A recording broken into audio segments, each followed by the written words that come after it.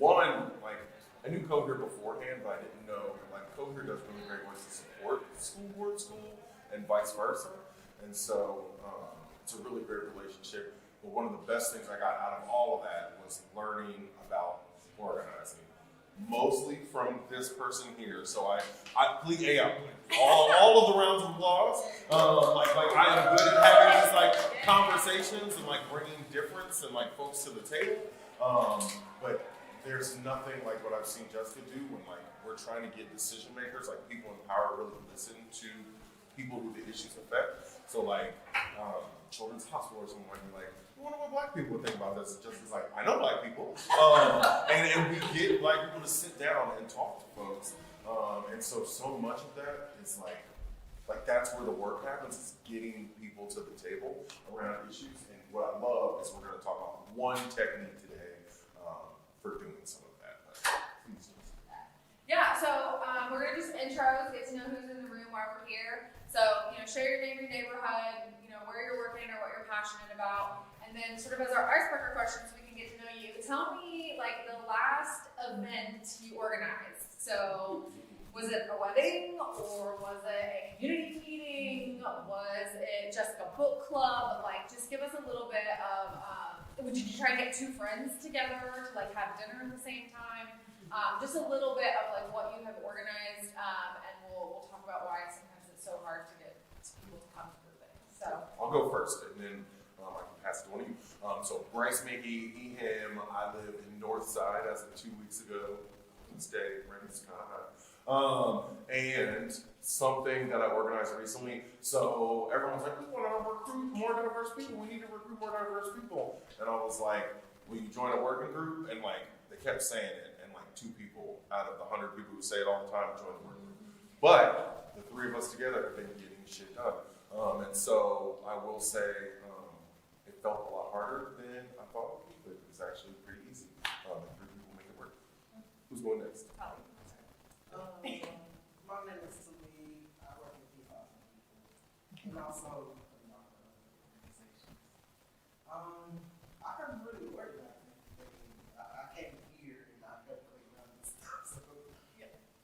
what's something that you like to do for fun with your friends? For fun, I like golfing, going to bars. Nice.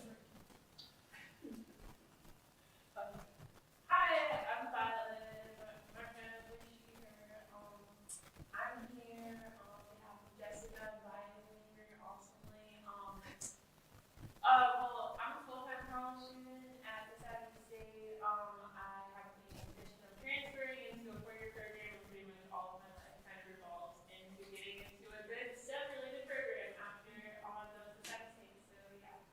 Oh, and I've helped my friend who's starting an art club. I've helped her organize, I guess, kind of, in practicing how to I am Andrea Graneri, she, her. I live in Anderson Township. I organize all the things related to our local school board candidates. Most recently, we have 50 people writing 2,000 postcards. So, and I just started looking at school board school without them. I'm Natalie Hastings, she, her. Most recently, I organized the protest before the postal school board meeting on the 20th. Good job. Mercy, Yeah, Marcy Patel. It's just a classmate school board school, so we came up together, and out of that, I started a nonprofit. We recently got a grant from the United Way Black and Yeah. Last thing I organized, the very last thing I organized. So, Ethan got hold of me and wanted one of my sorority captains to participate in the election stuff for school board candidates, and nobody had any energy for giving up their Saturdays to go door knocking. And so, well, what else can we do? I said, well, we have postcards, so we organized a postcard writing party, which we had after our monthly meeting last night. We started writing postcards at 8:30. We had pizza, and we knocked out not a whole lot of cards, but we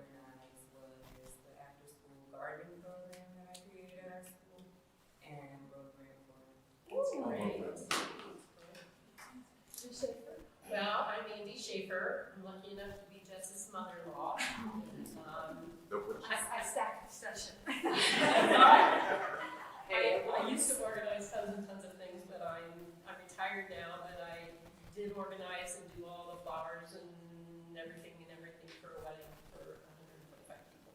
So that was a pretty big organization. And you organize contractors, which I know. Oh yes, I flip houses as well. So. My name is Elliot Grossman. I live in the Loveland School District, and the last event I organized was my school board campaign kickoff. The kickoff went well, the campaign has not gone well. I went through like 2 days after that. Woo party! It's a long story, but Yeah. I did the right thing by myself. Yeah. There can be lessons in the withdrawal too, so I'm happy to learn. I'm Alicia Locke. I live in Norwood, I'm a fine woman, and do a lot of organizing with her, so I'm excited to learn more today. I'm in the Norwood School District. I have a daughter in the Montessori school there and the traditional, so I really like seeing how those two work. And the Montessori school is newer, so we're working on organizing a lot around that. The last event I organized and still in the process of organizing is one of our quarterly community meetings. This one is with the theme of learning a little bit about our history and celebrating the beautiful homes and history we have in Norwood, and also meeting our political candidates who are running, because I think at the local level, you should make sure that they know who you are, and you should ask them the questions that are how you decide. I love it. They should know who you are. Yes. Yes, they should know Yes, who you are. And you should make them answer your questions in person, not on a pretty little flyer that arrived in your box. It is hard to organize. Hard to know how many people are coming, price of food, how much food you buy. Yes, very, very challenging. I'm Eleni Towner. I live in Norwood as well. And the last thing that I organized was a small moms get together with other mothers who lived in Norwood. Nice. We have a wide array of things being organized, and it sounds like there's definitely a type in this room that likes to get things done. This huge event that went on today is like so wonderful and so great. But really, the hardest part of the work is getting the people to show up. Something I do in my job is just trying to get 10 people to come to a small conversation that will greatly impact them and the entire community, because it gives them direct access to decision makers to share their voice on a platform they haven't been given before. Marcia, I tell you, why don't you just want to come to this? Just come and use the platform, and like, this is a great thing. But what it really takes is long-term relationships, really long-term relationships where you have people who trust you with that time. You have to remove the barriers for them without making it feel weird. So finding out if they need childcare or dietary preferences. To get 10 people to show up to a conversation that we're doing for Cohere, probably start with like 100 text messages to people. And that's kind of the blanket. Hey, Violet, how you doing? Cohere's got a great program coming up. It's for college students. I need you to show up. I need you to bring 2 friends with me. Violet will show up and try her best to get 2 friends. This last mental health project we worked on, I know she worked her really hardest to get people to come, but it takes a special kind of person to really just show up to stuff. And I really appreciate how you always come. But we also have to hook her up. We gotta get her a ride. We gotta have pizza. I gotta make sure she eats pizza before I order pizza. I have to text her to remind her. I have to give her a calendar invite, but I can't just count on a calendar invite or a Facebook invite. Think about all the things you put on Facebook that you're interested in or that you're going to. Just like take a minute in your mind. Think about how many times you click, I'm interested in that. I like that. That's cool. I'm going to that. I'm going to put that on my calendar. And think about how many of those you went to. Like nearly none. Nearly none of those things. You're never going to see a Cohere conversation as an event on Facebook. That's not how we get trusting relationships with people who come and share things like, I tried to access an abortion during COVID and I couldn't because I couldn't get childcare to drive to Detroit to get the nearest appointment. Like, these are things that I hold like in me, that I know about people in my life through organizing. These relationships are super, super deep, so that when people show up for you, you know they're showing up for them. So it goes so much beyond an invite to a thing that you're like, people should know, love this. People should come. This is great. This is like for us. But really having reason for people, I mean, you guys literally all showed up for me today in this room. Like, that is a testament. And everybody, you came because of school board schools, personal connection. You know what I mean? Did you have a personal connection here? Did somebody invite you that you knew? No, I'm on a lot of mailing lists, including the school board school members. All right, so like 1 out of 10 people, right, just show up because they care. Everyone else knows somebody here and cares about the program here and like what we're doing together. So the best advice I can give you for any organizing is to really create super tight knit relationships with a group of people that then can sort of go do a little bit of work for you. It's something that we're learning at Cohere as we grow as a company, and you know, as an organizer for us, I hold hundreds of one-sided relationships. So you also have to then really protect yourself by those people who reciprocate, really leaning into them and really being there for them, because you're going to make 10, you know, campaign, you make 1,000 asks, and you get 3 responses, and 2 of those are a no. Mutually beneficial relationships. Yeah. Yeah, so, you know, I can't really teach people like sort of how to make relationships. You guys know you've been using them. Coalition building is a big thing. With school board school, you cannot do this alone. I mean, Alicia and I are trying to say more what it feels like, just 2 of us sometimes. And, you know, she can't do it alone, I can't do it alone. There's days where, you know, she's got her hands full, but, you know, I can take a little bit off and vice versa, because the community thrives when we do it together. And you're not making any change without community. And just, you know, Bryce was sort of teasing, oh, Jessica knows Black people. Don't just know Black people. I have relationships with people and valuable reciprocal relationships so that they show up. Because any white person can say, I know Black people, and then that means nothing. But in this line of work, holding relationships for people and adding value back to them. What is the thing your sorority sisters want? It's the next time they text you, you're gonna remember if they showed up for you or not. And then value those relationships more a little bit, because you know they're super aligned. Another huge thing that Cohere does is try to remove barriers for folks. So we do want to provide a meal, because if you're a mom and it's dinner time, it's impossible to get on a Zoom call. I mean, I have 1 kid, and that is impossible to manage, let alone with 3 little ones who are running around. So we want to feed people no matter their dietary preference or issue, because we value that everyone deserves food and not just like what's easy for us to provide. I check back in with people before the event. Hey, I'm ordering your pineapple pizza for you. Like, so excited you're going to be there. Got the best babysitter. She speaks Spanish. You know, for your kid, the interpreter's going to be there early. I mean, all of these little tiny things that you would do when you were having your bridal shower or when you were having a dinner party that you want to know, like, how to serve your guests. So, you know, whatever it is that you're passionate about, it's the relationships with people that are going to really move it forward. I love that. The only thing, I really have almost nothing to add to that. Just the trust piece that she mentioned, that's the #1 issue that I see with why people don't show up for institutions, or they don't fuck with institutions. Like, it could be a hospital system, it could be a school system, but there's just no trust. And it's very easy, it's like your credit. Like, it's real easy to mess it up, and then it's super hard to build that back. And to get it up, just, I messed my credit up, y'all, on like one bad decision on like a couch. But like, it took me like a year to get it back. People are like that. And so like, you have to do a really good job of keeping people's trust. And I love what Jessica said about it being reciprocal. Like, if you have asked me to show up to 20 events and I haven't come to any of them, why would I expect you to show up to the 1 event that I've asked you to come to? Like, you have a mental record of every time that I've said no to you, but then people will get very upset when you don't show up to something for them. And so just remembering, like, and I don't envy Jessica this, but like keeping those little promises. There was a student of mine who was in sales, and he was like, Bryce, you really suck at like the little promises piece. And I'm like, tell me more about that. But it was like if you say you're gonna do something, you gotta do it. If you tell me I'm gonna get you this email by the end of today, I gotta do it. Because like, that's the only relationship you might have with someone. Like, that's where it starts. And so keeping those little promises to folks is really important.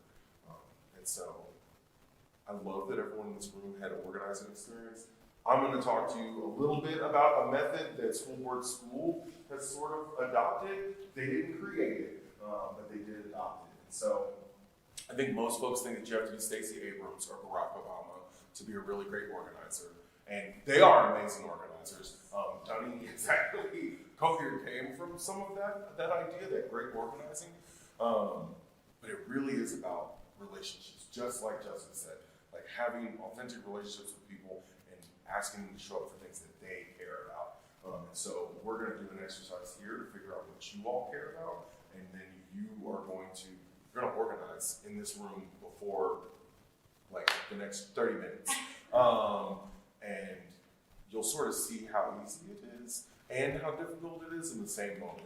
I do think folks think that there's like some magic trick to it, and it really is as simple as like people win campaigns by door knocking. Like really just introduce yourself to every single person that you can and making those relationships.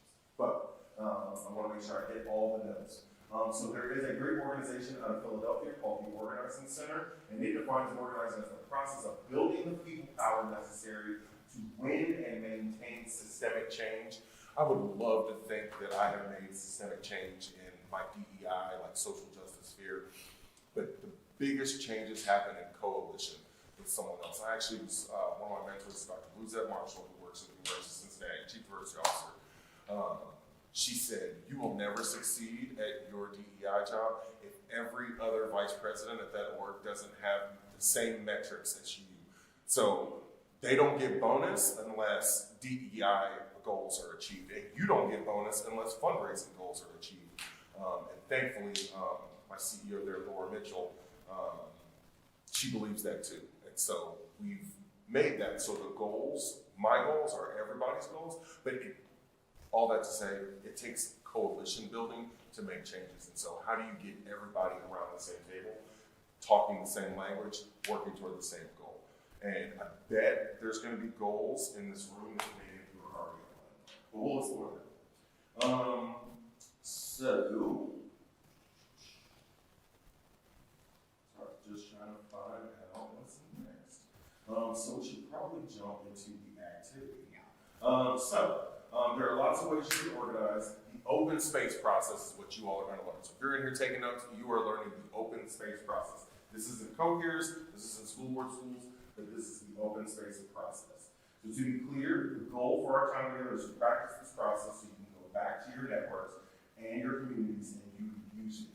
It does not, you can learn all the wonderful techniques, but if you never put them into practice, that's all they are learned techniques. And so I do hope that you try it, even if you're just organizing for another wedding, and I shouldn't say just organizing for another wedding. The organizer for that wedding sounds far more complicated than what I've done for DEI recruitment, so kudos to you. Maybe I should invite you to the coalition for me. But this is the open space. So we're going to look at, do you all have handouts? I will do the handout. All right. So we're going to give you some handouts. And then what I would love for you to do is to look at that handout.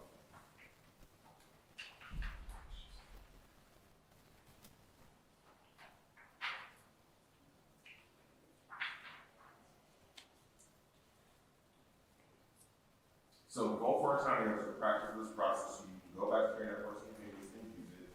You won't have time to go through the whole process, but you will have that handout. You can use that whenever.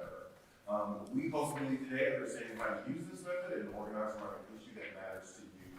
That's the purpose. To self-organize around these issues.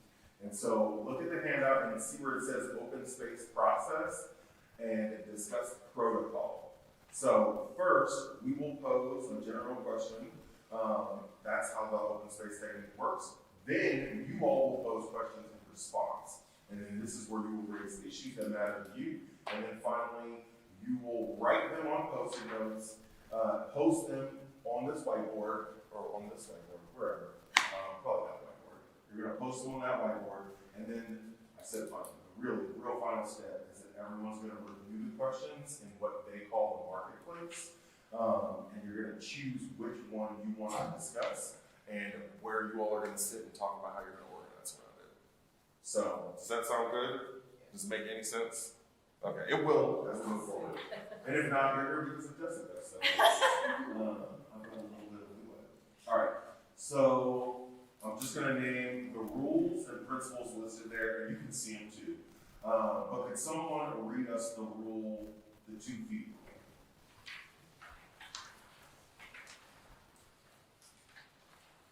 Does anyone see one of If those? at any time during the time together, that part, Yep.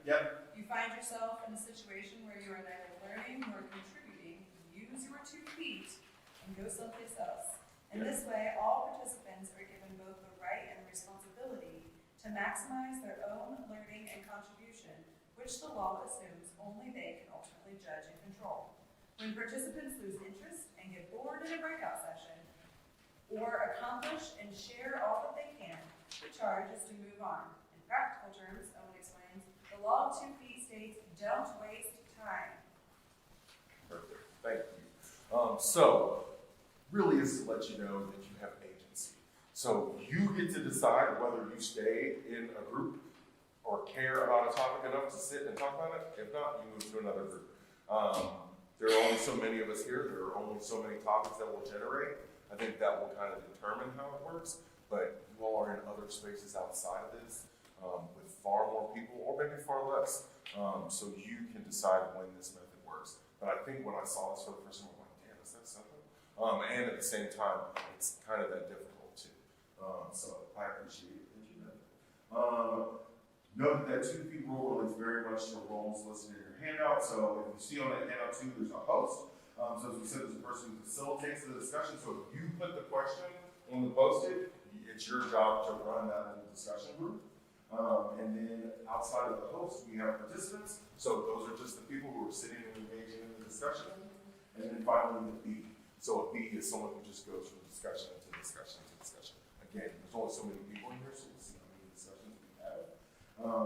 And now, can someone else read me the principles?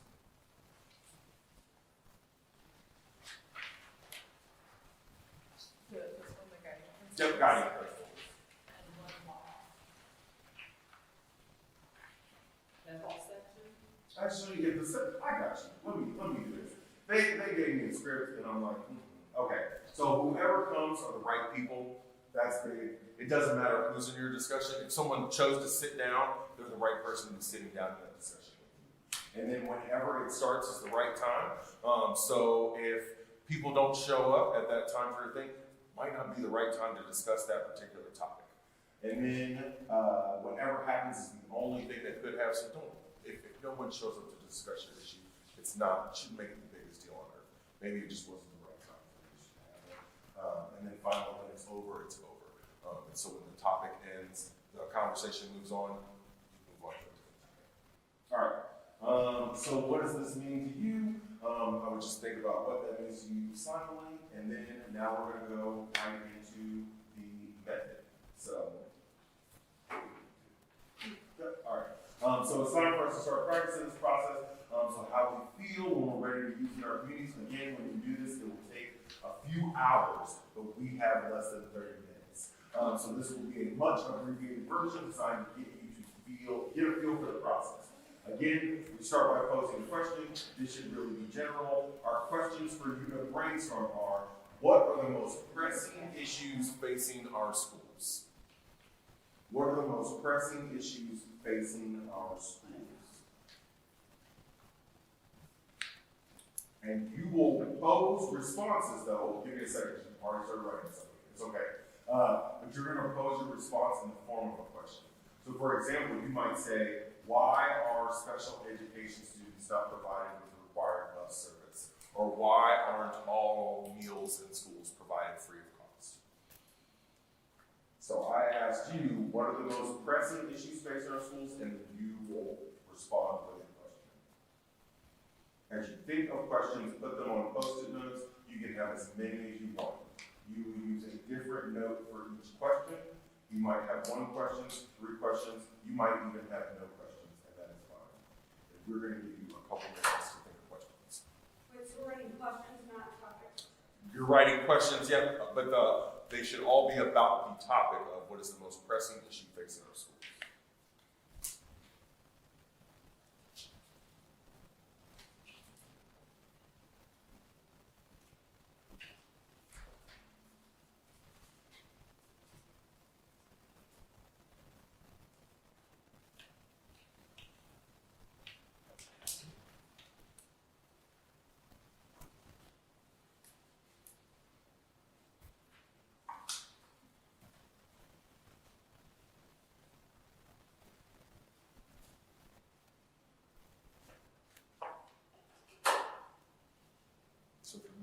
I might say, like, why are schools afraid to discuss DEI?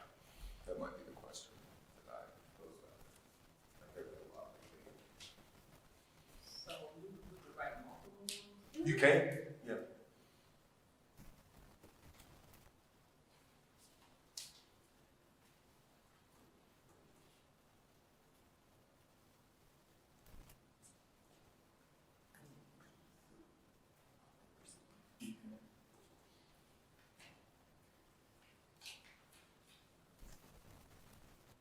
All right. I think folks probably have a good sampling. Again, normally this would take you hours to do. It actually was one of the sessions we did in school board school toward the very end. But if you wouldn't mind, we're going to read off some of the questions. But you can come up and post them up here yourselves if you're done.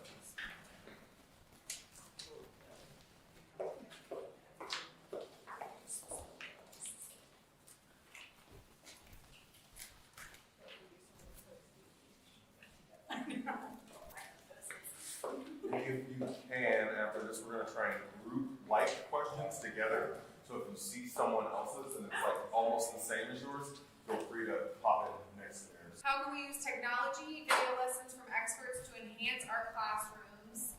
Teachers more as moderators? Yes. Why do students with support disparities have worse academic outcomes? Why is healthy food for kids so hard to come by? Yes. Seriously. Whoever wrote that. How do we fight racism and bigotry?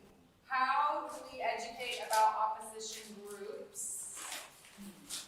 How is the curriculum how it affects teaching? Is mental health included?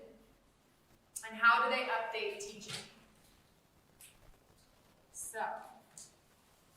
So I heard a lot of different questions there. I was expecting to hear more with some similarities, but with that difference of questions, can I just get a show of hands? Did everyone hear something from someone else that they would be willing to discuss? Yeah. So it sounds like I didn't see everybody's hand go up, but I imagine that y'all would have, but your arm is just tired. What we're going to do now is to put these around the room, and if you're willing to, you're going to sit by one that you're willing to discuss, and we're just going to wait and see who sits by that with you to have that conversation. Does that work? Yep. All right. So there was one here about Black student outcomes. Was that this one? Well, it was kind of different, but the expectations of Black students and doing the same things and producing that. Yeah. There was like a, How do we fight racism and bigotry? I was going to put those two. This time one and two. Yeah. That's actually like more perfect, like, Yeah. so that is totally that. Yeah. But, anyway, it feels like some of the issues that we're discussing, Yeah. the battles we're having look totally different in CPS and outside. Yeah. So if there was a way to kind of organize a little bit around, like, non-CPS solutions, Yeah. you know. Sorry, I mean, this whole session is not CPS. But it's like, I would love to talk about some of the stuff that y'all talk about in CPS, you know. Well, I mean, most of us are CPS. Right. Who's CPS? I just thought it was called suburbs. Yeah. We're normal. It's a dumb. Yeah. It is. Yeah. Our own school district. Yeah. I've been in CPS all my life. We will put these up. All right. They have to.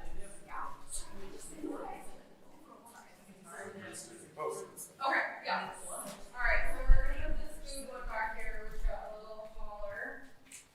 And then this one was about managing kids' times. Yeah. And honestly, I don't think we'll have time to go through all of these, so we'll probably just pick some, just based on our time. I don't mean for one of your issues to not make it up. We just needed hours and hours. Okay. Yes, you do. You need hours and hours, and you need a lot of people too for a lot of these. But all right, I think All right, we've got enough. find a post-it. If you would, find a post-it, sit by it. It requires two people for a conversation, so if folks aren't sitting by your post-it after a little bit, it's time for you to move to another group.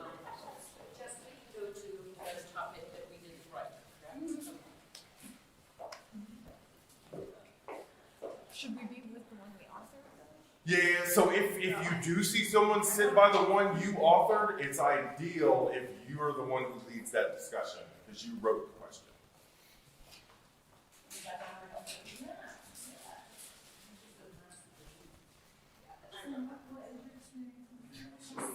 We just found out we got kindergartners, and I don't know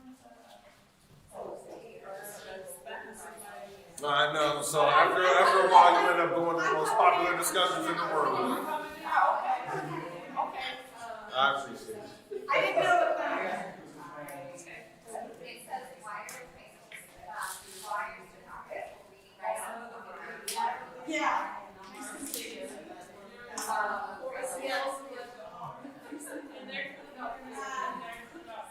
I mean, if we were.